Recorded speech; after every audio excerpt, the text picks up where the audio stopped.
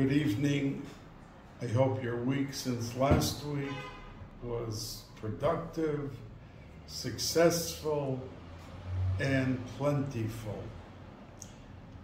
This week on November 8th, it is the 84th anniversary of Kristallnacht. And Kristallnacht was in Germany when suddenly all the police and fire people went wild in the most beastly fashion, destroying left and right beautiful shuls that were existing in Germany. The question Rav Shimon Schwab posed once was, why was it called Kristallnacht, which means the shattering of the glass? It could have been a much more descriptive title describing the day as such ugly destruction and so much of the history of the Jewish people in that country being totally decimated and completely destroyed.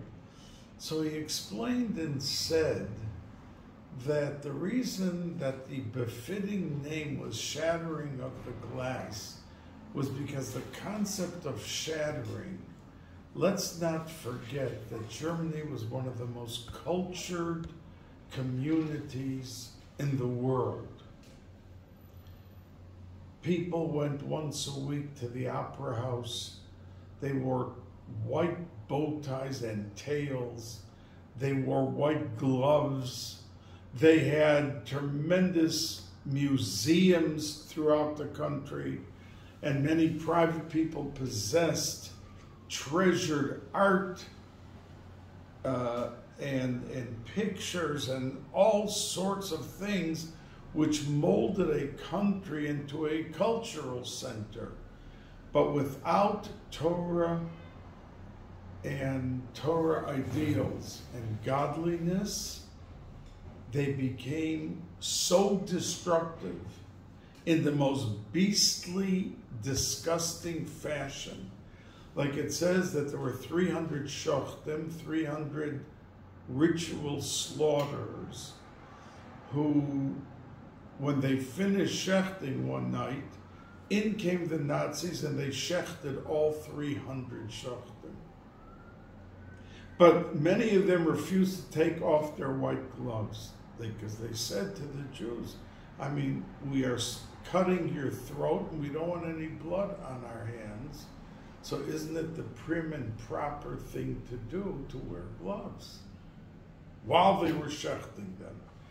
So it suddenly shattered this concept of being super cultured and prim and proper by their behavior, because there was no godliness.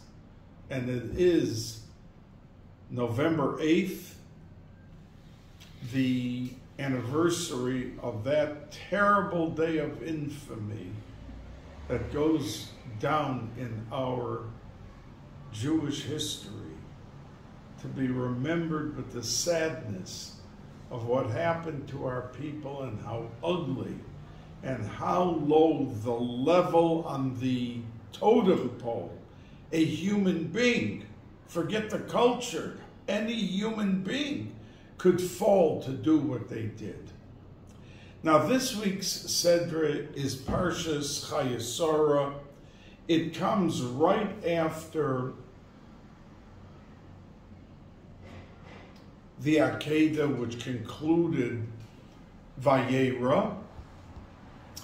And as we know, the Medrash says that the Satan came to Sarah and whispered in her ear, do you know where your husband is?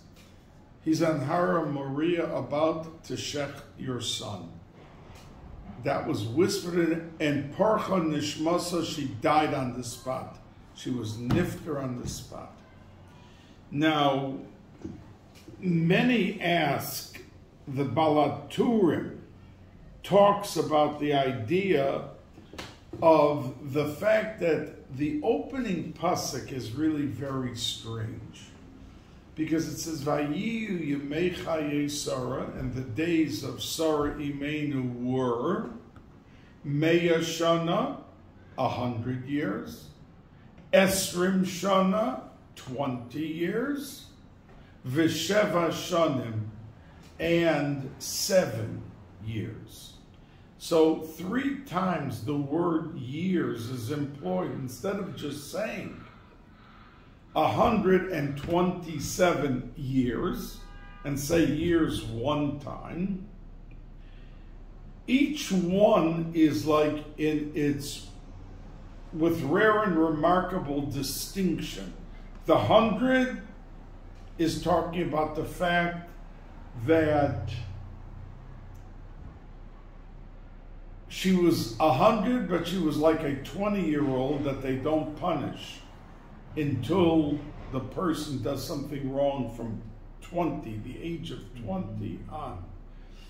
She was, and each one of them are expressed what we learn from it. One is her beauty, one is talking about her vitality. So the question is, why each shana? And as I just said, that there's a drosha from each one to tell you with the word shana, shanim, that it was a separate individual statement that we should learn something out from it.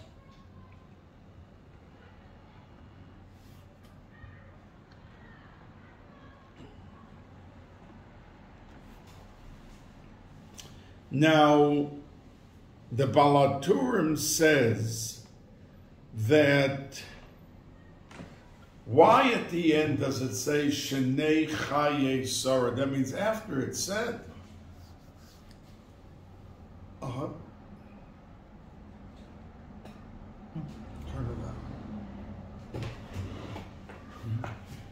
that after it said 100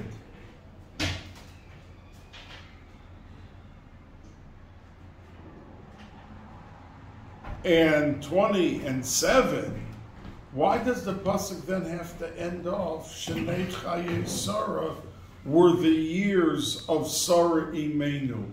I mean, we just got done saying 3 times 3 separate numbers to teach something else out from each one. So the Mefarshim say that we may assume that because the Satan came and whispered this in her ear, she died suddenly before her time. But no one dies before their time. There can be a cheshbon, as the Gemara says, that Rav went into a cemetery and he asked 100 people how they died and did they live their years, and 99 said no, they did not live their years. They died earlier because of Ayin Hara. The Gemara in Bava Metzia, Kofei Amid Beis. Only 1 out of the 100 did he find who said that they actually were born with a number of years and lived that number of years. So the pasuk says that Shnei Chayei Sarah, that don't think because the Satan came. The Satan was only interested in having Avram Avinu have remorse that he ever did the Akedah. But in terms of Sarah Imenu, she was supposed to live 127, and she lived 127. It was just on the day of how she died and when she died that there was hope for the Satan that Avram Avinu was going to regret what he did. Now we know that the Akedah was something that stood as the backbone, the cementing factor. Look at Rosh Hashanah Yom Kippur, the tefillas that we are always saying. Remember the Akedah. Va'akedas Yitzchak, that Avram Avinu was ready to give his son that he waited for 100 years, give his life. And even Yitzchak, when he found out, he asked his father, where is the sel lioila? Avram told him, you are. Vayelchu shneim yachdav, they still went with great simcha, both father and son. So this was like a unbelievable, once in the history of the world, such a story, and they both went with complete simcha. And indeed, the next pasuk says, Vayavo Avram lispod lisara v'livkosa, that he came back to deliver a eulogy, lispod lisara, v'livkosa, and to cry for her. Now we know that the word v'livkosa is a small chof, and there are many drushes. Why? And the Baal HaTurim once again says that the reason it's a small chof was to tell you, since the word means cry, and in the middle of the word cry there's a small chof, to tell you he cried less. Because in those days, 127 was a very ripe old age for a person to live. And she lived this beautiful, magnificent level of age, that she lived this magnificent level of age, and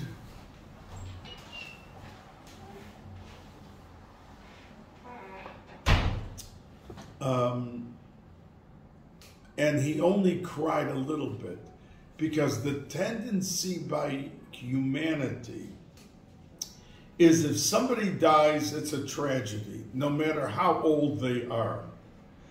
But if someone is 49 and dies, the community takes it with greater shock and greater level of tragedy, because the person was so young. If someone is very old, like 127 years, then we look at it like a tragedy. There's a loss of life, it's family, but we don't cry as much for someone who's 140, like today, if someone dies at 110. So people would cry, but they'd say, she lived to such a ripe old age. It's not such a tragedy like a youngster. So says the Baal HaTurim, therefore the tragedy was not at the same dimension and level, and that's why there's a smaller chof. But other Meforshim say, we know that the Akedah took place on Yom Kippur. On Yom Kippur. And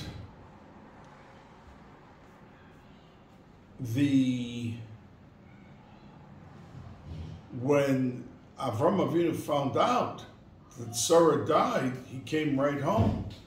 But it took him 3 days to get home, which was a day before Erev Sukkot.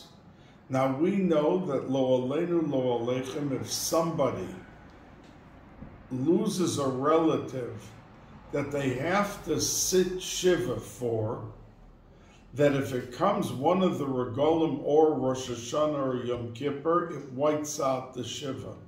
That means if somebody dies 2 days before Sukkot, and Shiva does not begin until the burial, and we're not supposed to wait for the burial because the neshama is shori b'tzar. That's why we say Tilim, to protect the neshama from all the mazikim and all the pain and grief, and we tried to get them buried as quickly as possible, because when somebody says, well, cousin Doris is in Los Angeles, and she wants to come to the funeral, so we're going to wait 3 days for... They don't realize the pain and suffering that the neshama has because it's not being buried.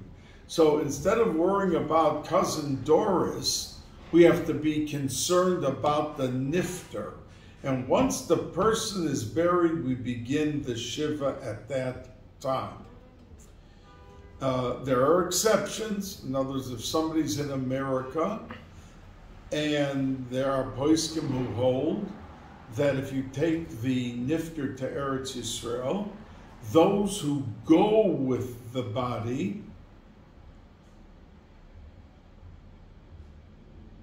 begin Shiva only after burial, but the people who didn't go with the body begin Shiva immediately. So it could be that part of the family will end a day or two earlier than the others.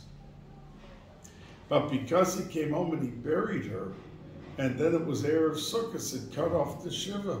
The Shalosh Regolim and Rosh Hashanah Yom Kippur cut off the Shiva or the Shloshim for someone who is an Ovel and in Avelis, a state of Avelis. So that, say, many Meforshim is why he didn't cry so much, because it was only a day of Shiva. Couldn't be in the Avelis anymore. Now, we know that there's a statement, V'haser satan milfanenu umeacharenu. The Meforshim explain that we clearly understand what milfanenu means. Because when a person wants to embark on a mitzvah, there's the Yetzer Hara to stop him at any expense. But once he does the mitzvah, what do you mean that the Yetzer Hara comes me'acharenu, from behind us?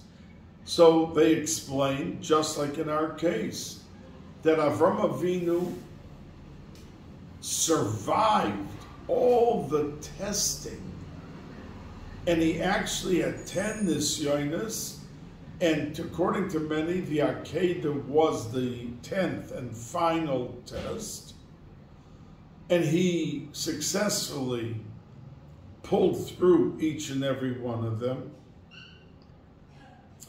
But after it was already done, the Satan didn't want to let go so easily. He was still hoping to have him regret what he did. Now the Gemara says that if someone does a mitzvah, a schos, and he keeps that schos forever, Averis can't take away that schos. There's two columns. There's the guilty column, and one doesn't take away from the other.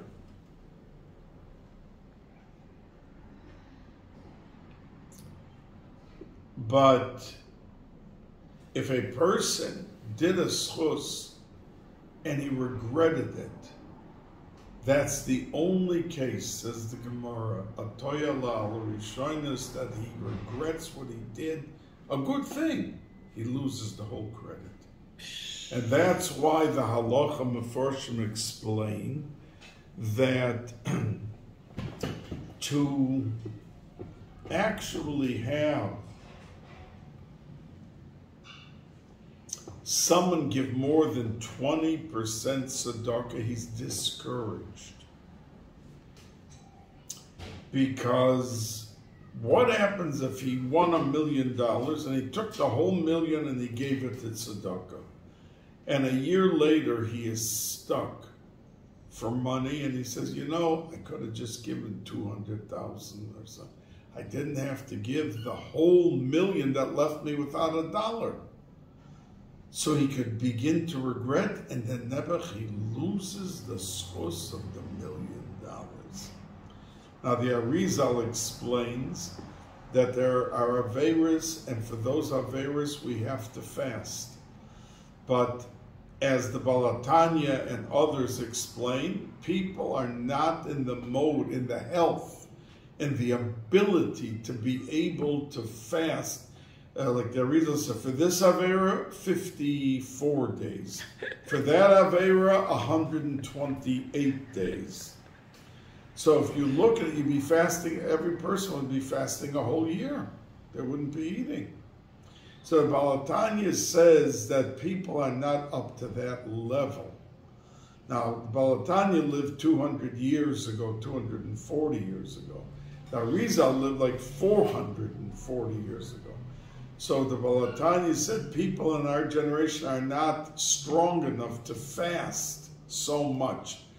That was 240 years ago. You can imagine today that people could barely fast one fast and survive it. You would think that they're taking on 50 days of fasting the way people are crying before the fast.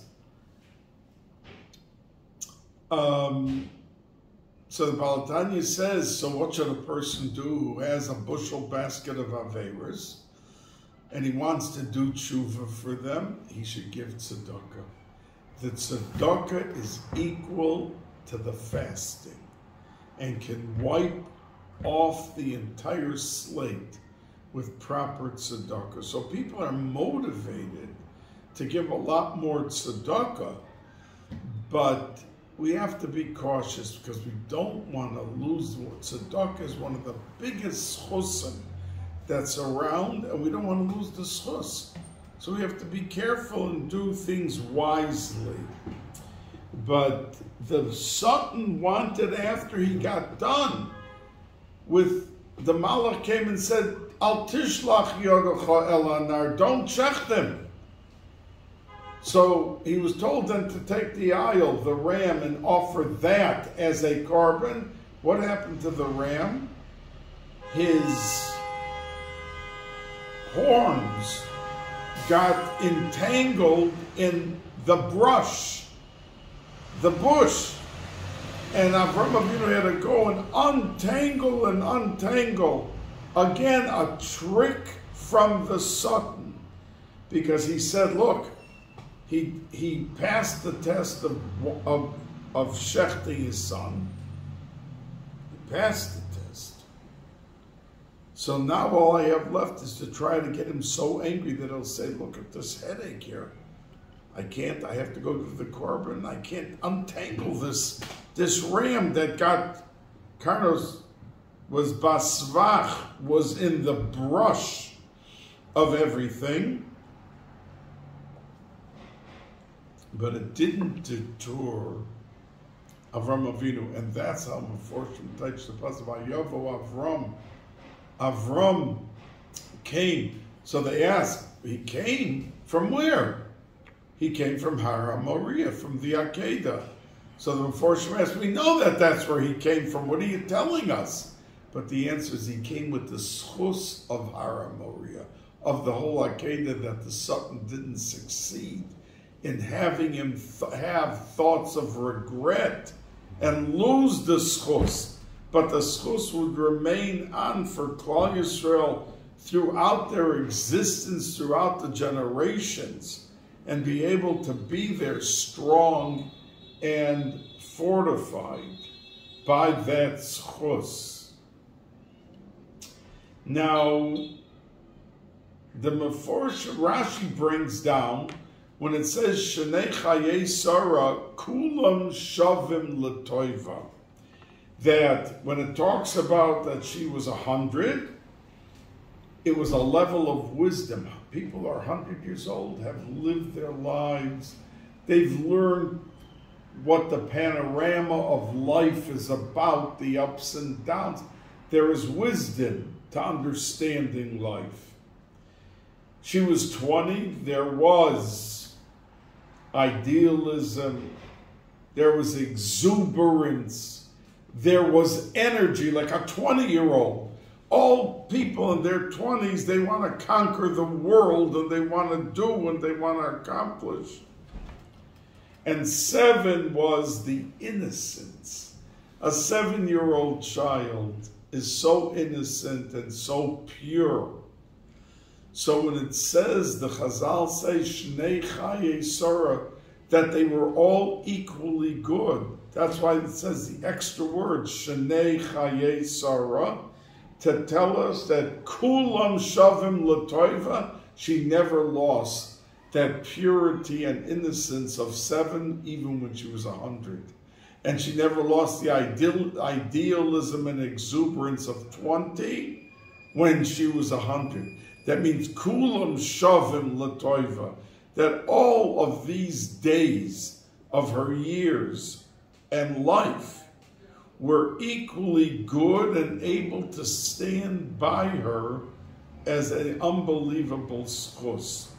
Now we know that the Gemara says that when Hashem told Sarah that your name is not going to be Sarai with a yud at the end, but it's going to be with a hey, Sarah. The Gemara says it's like a lashon of shara, that the shrirus, that there is a reigning over, that means she had the power over her years. And the Gemara says on that Esther, since she was a descendant from Sarah, that Sarah, with her 127 years, should be a schus for Esther to be queen and in charge over 127 countries. So the Mefarshim say, why? Just because it's an equal number, 127? But the Gemara, say the Mefarshim, wants to point out something else. By telling us that her name was changed from Sarai to Sarah, and it's a lashon of sroros, being over and being able to control, and drawing down that image of Sarah and her years to Esther, the message is something else. It's that each of them controlled completely their lifetime.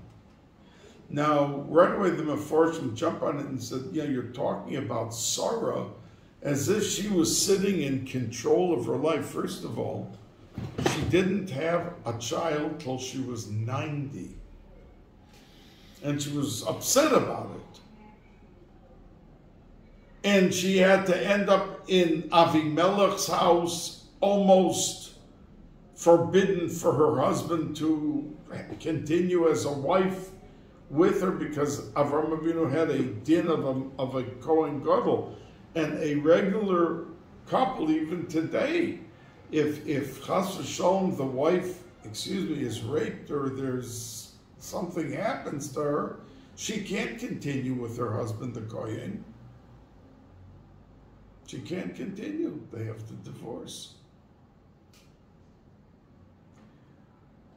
And she was in Avimelech's house, and she was in Paro by Mitzrayim.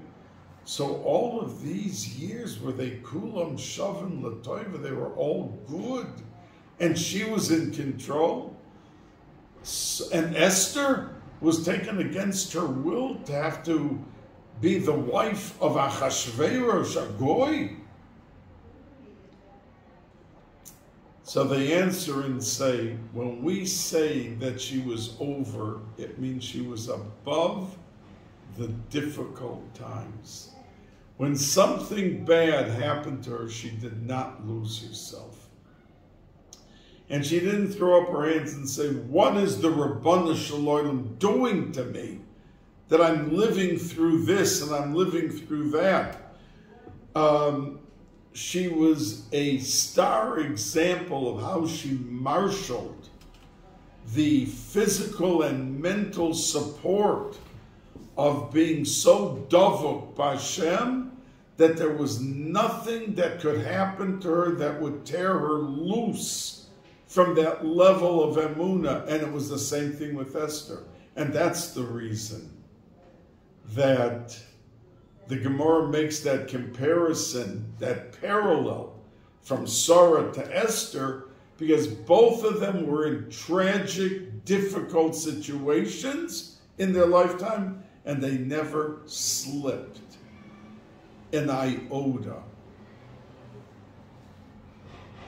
They were as strong and in control of their dveikus b'Hashem and their emunah and their bitachon. And that's why they are compared one to the other. Now, in the Sedra,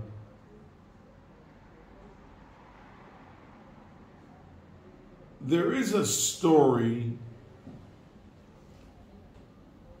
that when Avram came home, he had to find a burial place. And he knew that Adam and Chava were buried in Hebron, so he thought that's the place that he wanted to put Sarah.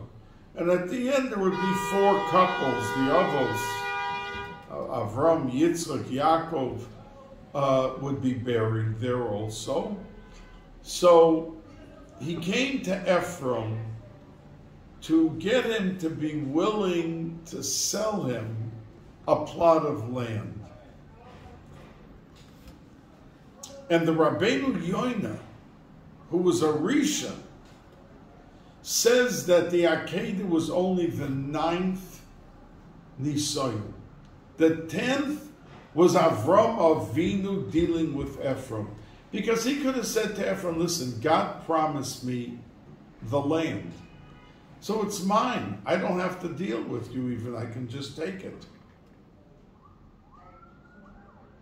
And Ephraim was aware of the fact of the world war, that he went out after the 4 kings and he succeeded. So Ephraim knew that he wasn't dealing with just some guy that he could get 2 of his gangsters in to carry him out or do something to him.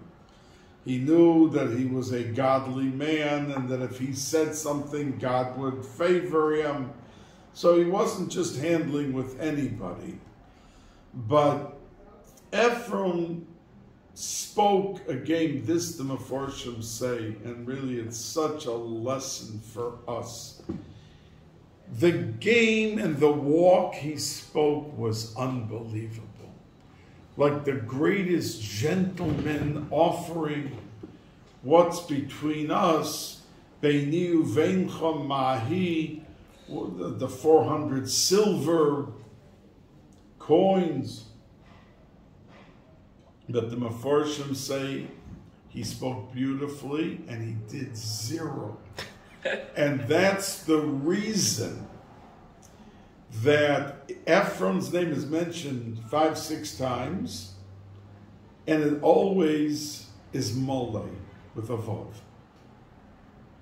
But the last time it's mentioned, before we move on, is without a Vav. It's Chasa. And the Medrash says, because the words were full of grandiose, gracious, generous statements. But the bottom line at the end of the story was a big 0, and that's why there's Choser, his name, to tell you there was nothing. He talked about the money, like what's the issue, what's the problem? He was fighting for every dollar he could get, and at the end, if it was worth $200,000, the 400 silver was worth 400,000. He got above and beyond anyone's estimation of what this was worth. All because Avram Avinu wanted to do it, b'derech shalom. And that's the reason that David HaMelech bought Yerushalayim. Because he didn't want that anyone should ever say, yeah, you walked in and you took it. And you were able to. You took advantage of a situation.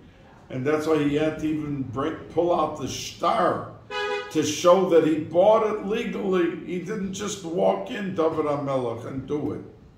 So the point being that Avram Avinu was setting a stage when you deal with difficult, tricky people, how you have to deal with them.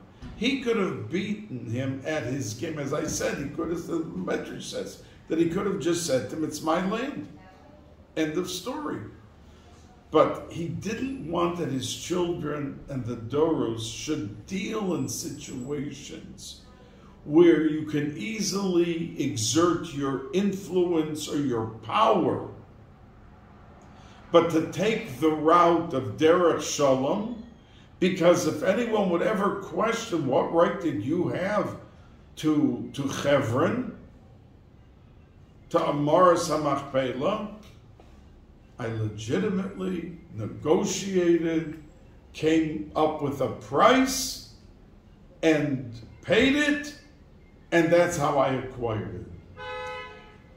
To go the extra step when even not required, so that you're always under the umbrella of fairness, of ehrlichkeit, and paving the path to be a gentleman, to be magnanimous, to be gracious, rather than just because you could do it, give a bang on the table and that's it. Now,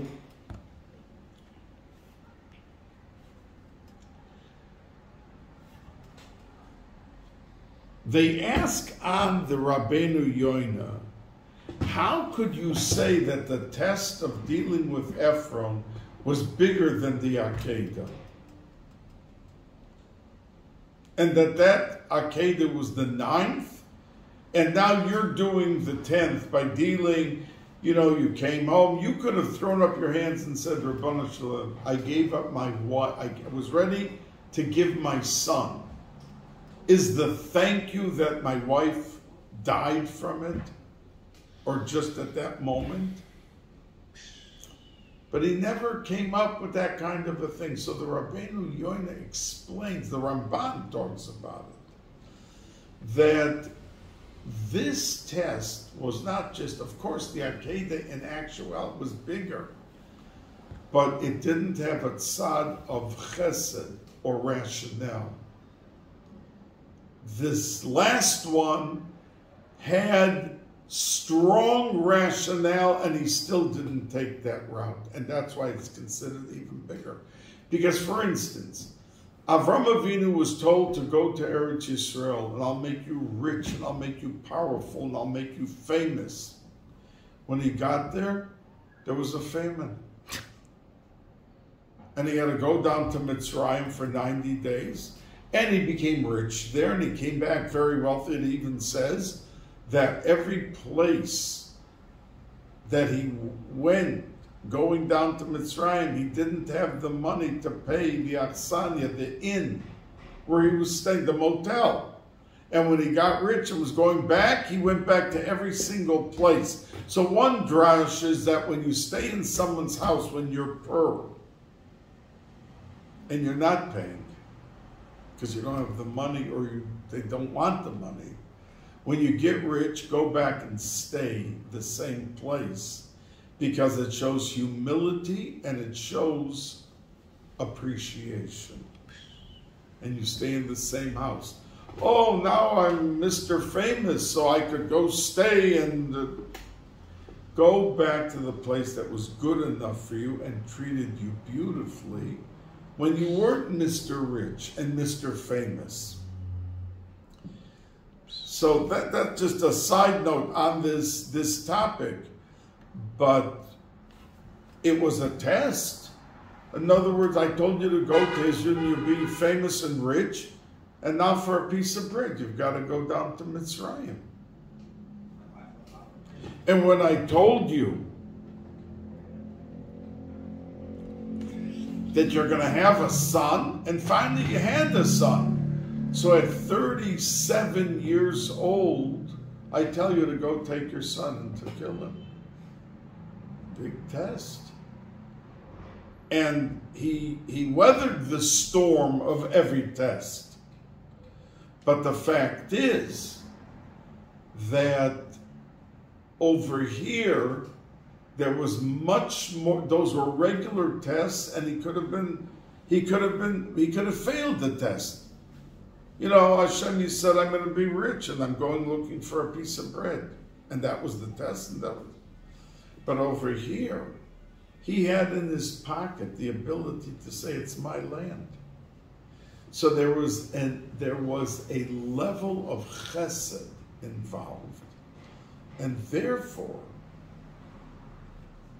having had the level of chesed, that made it a bigger test, says the Ramban, And that's the explanation the Meforshim have on Rabbeinu Yoina. How could he say that this discussion and this Nisayon with Ephraim was bigger than the Akedah? So in actuality, of course, giving up a son is more. But this was the final test. And it wasn't like after the Akedah, you don't have to be tested anymore. The ultimate you passed. But he didn't pass a test that had the chesed involved. And that's why this one had to happen before the issue of testing moved on and stopped.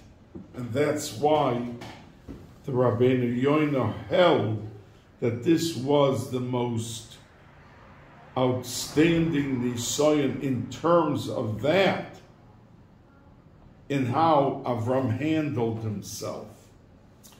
Now, we also know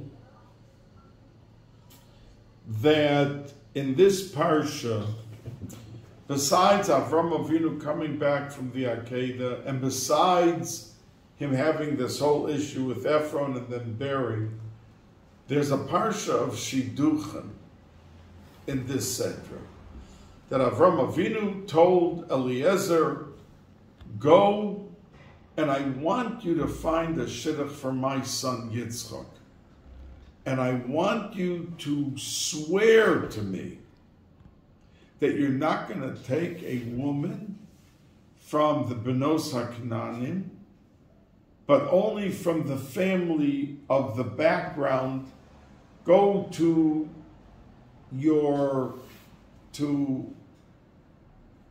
Rivka and Rachel and Lavan and Besuel. So, and he made him swear. Now, the pasuk says that Eliezer was Hamoshel B'chol Asher Lo, that he was the one over all of the millions of dollars that Avram Avinu had, and he never made him swear that everything would be properly handled, nothing would be lost, nothing would be questioned where it went to. Gave it to him, trusted him, finished. But when it came to the shidduch, he made him swear to him. So the Meforshim say, yes, he had the trust and he knew he was his loyal servant. But at the same token, money is not at the level of shidduchim. That means continuity of family heritage and everything that is embodied within the realm of developing a family stands higher in the totality of the history of the world by Yidden. That means we live as Yidden. Where do we get it from? Zachariah Mosolam Bina Shinos Dor V'Dor. Look at your grandparents, look at your parents, look at tradition, look at the Masorah, look at everything that was given down to you. And that has to be the backbone of what a Jewish family is and the continuity of generation to generation. So he made him swear. But the question that is asked,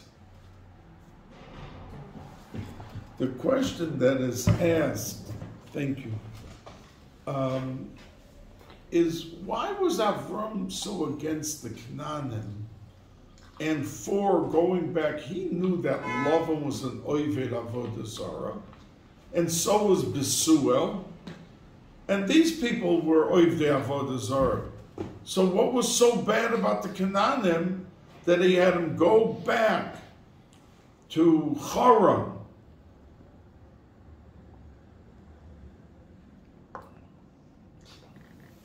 And find a wife from the family genealogy?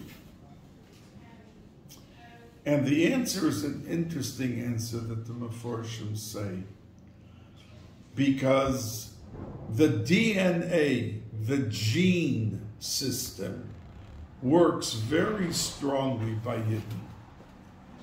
And it says that Besuel and Lavan became Oivdei Avodah Zarah because of the crowd that they hung around. When they first were introduced to Avodah Zarah, they weren't interested. But that was the communal activity. And once they figured, okay, let's go through the motions and they got swept in. That means a human being can never trust himself. That he can hang around bad influence. It won't affect him. He'll stay on the sideline. But the essence of Besuel and Lavan was still very good. Their family trait, their characteristics were good. The Mefarshim said, the Medrash discusses it. They fell in with Avodah Zarah, but a person who is a good person, that eventually in some level comes back, or it's modified, or it's handled in a different way. But when it came to the Benos HaKnani, that Avram Avinu made him swear that he wouldn't take a shidduch from there. These people were rotten at the core. They weren't just Oivdei Avodah Zarah, like Besuel and Lavan got attached to it later on, but they were Oivdei Avodah Zarah and their core was bad. And if a person has in his essence goodness, then it's going to come out to fruition at different times in his life. And that's why Avram Avinu, even with them being Oivdei Avodah Zarah, wanted only a wife from there that Yitzchak could have the goodness. And indeed, it says Rivka, all of her friends were intimate with men and with all sorts of, and she was pure. Never touched by anyone, ever. And we see that she was only 3 years old. And obviously she was pretty big because she got married, number one. Number two, when Yitzchak married her, the things that were missing after Sarah Imenu came back. That means, for instance, Sarah Imenu lit candles, benched licht every Friday. Now, when she passed away, and after she lit the candle stayed the whole week. Once she died, she was nifter, it wasn't there. When Yitzhak took Rivka and brought her into his tent and married her, the Ner Dolok, may Erev Shabbos l'Shabbos, returned. So this little 3-year-old girl was able to do and fill in the void. And she ended up marrying Yitzchak Avinu, which, al pi Kabbalah, Yitzchak and Rivka were neshamas of Adam and Chava, to be misakim whatever they had to fix up. So we weren't just talking about regular people or a regular shidduch. Now, Rashi brings the Chazal that says that Eliezer really wanted his daughter to become the wife of Yitzchak. And in the pasuk, when it says Ulai, Rashi brings the Chazal, Eli ksiv, Eli, that to me, that if it doesn't work out, I'm hoping that I'll get. So Avram Avinu told him on the spot that you have to realize that I am Baruch, I got a bracha from HaKadosh Baruch Hu, and you are cursed. You are from Chum. So there's a curse hanging over you, and someone who's cursed can't marry into someone who's blessed. That's what he told him. Now we know that Eliezer came a long way, because guess who Eliezer's father was? Nimrod. Nimrod, the world famous troublemaker. And from being from such a father in such a home, look what became of him. So Chazal say that, and if you think into one vort from the entire drasha tonight, think into this drasha. Chazal say that even though he wanted Yitzchak for his own daughter, when he saw that this little Rivka was not only giving him to drink, but giving all the camels and the animals to drink, and he realized that this is the shidduch for Yitzchak, his simcha was so great that he went out of the category of cursed into the category of blessed. That the power of simcha, and I say to each and every one of you, that when we go, let's say someone's not married, or someone doesn't have children, or doesn't have partners, whatever the problem is, and their friend, let's say they come to the chasna of a good friend, and that friend is getting married to a wonderful girl, he could slide into the realm of thought, not say it, but Rabbanu Shalom, I mean, am I so much worse than him? Look who he got. He's at his chasna. I'm struggling for a shidduch. He could have these kind of thoughts. But Eliezer didn't have the thought. He shifted that when he saw that his mission was accomplished to pure simcha for the other person's simcha, for Avram Avinu's simcha. And that simcha brought him out of the depths of being a cursed person into the realm of being a blessed one.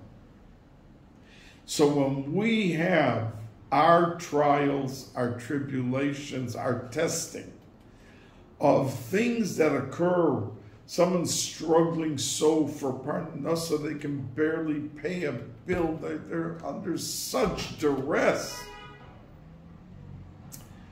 But when their best friend wins the lottery, they don't have money to go into the grocery, they shift gears to be happy for the next person. And if that simcha permeates him, and it's a sincere, not just, well, I'm supposed to be with simcha, so I'll think I'm in simcha, really I'm miserable. That doesn't work. But if he can really pull himself into the realm of simcha, then he brings bracha to himself. And he's able to flourish and get what he needs in his lifetime. Have a wonderful week. Bracha v'hatzlacha.